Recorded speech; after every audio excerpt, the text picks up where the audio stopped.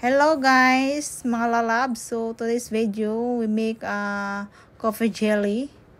So ito yung ating ingredients.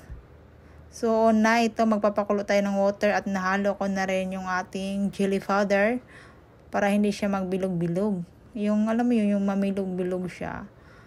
Yung basta alam nyo na yun sa mga nagluluto ng jelly.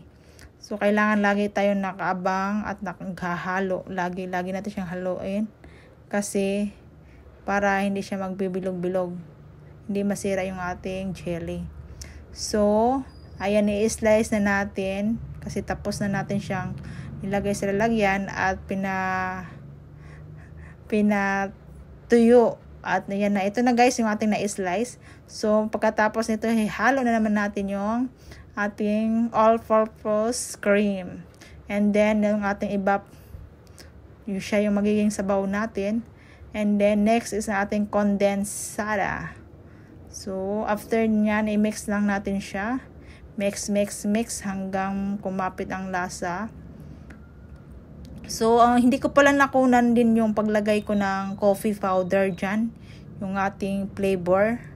Hindi ko siya nakuhanan. So kasi nakalimutan ko. Ito na guys yung ating coffee jelly. So ready ko na siyang ilalagay sa ating freezer.